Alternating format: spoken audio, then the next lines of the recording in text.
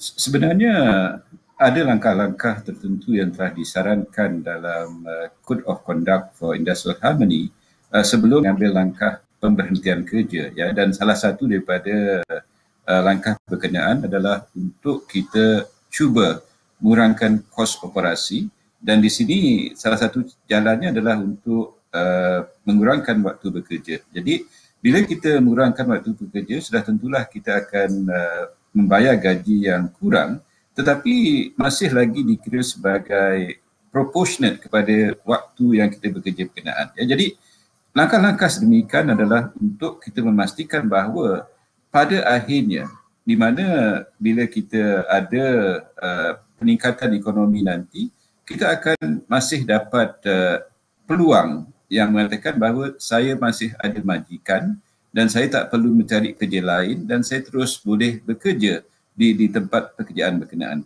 Mungkin saya mengambil satu contoh dari kegawatan ekonomi yang kita hadapi dalam tahun 97-98 sebagaimana yang Profesor Jamal mengatakan, ya.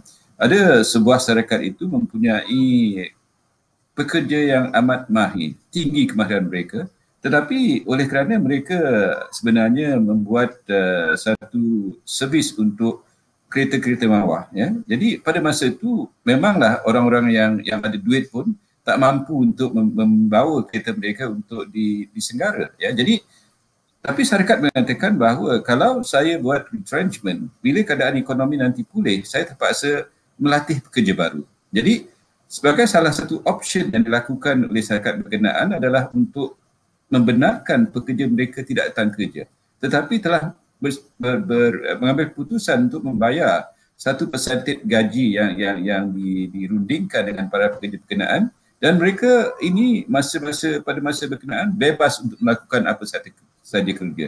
Dan langkah yang dibuat oleh syarikat berkenaan telah diambil sebagai contoh best practices oleh ILO sendiri, ya, di mana keadaan ini sebenarnya pada akhirnya bila ekonomi pulih, syarikat terus memanggil pekerja-pekerja berkenaan untuk datang semula bekerja dan mereka terus up and running dan dapat sebenarnya mengambil peluang peningkatan ekonomi berkenaan kalau dibandingkan dengan keadaan di mana syarikat menamatkan pekerjaan mereka dan mereka harus mengambil pekerja baru dan melatih pekerja-pekerja berkenaan. Jadi itulah satu proses yang agak mahal dan mengambil masa yang lama sebenarnya. Jadi sebenarnya sebagai majikan pun kita tidak begitu gemar untuk membuat retrenchment, kerana retrenchment itulah satu proses yang mahal sebenarnya, bukan kata murah, dan harus dielakkan dan cuba diambil sebagai as a matter of last resort.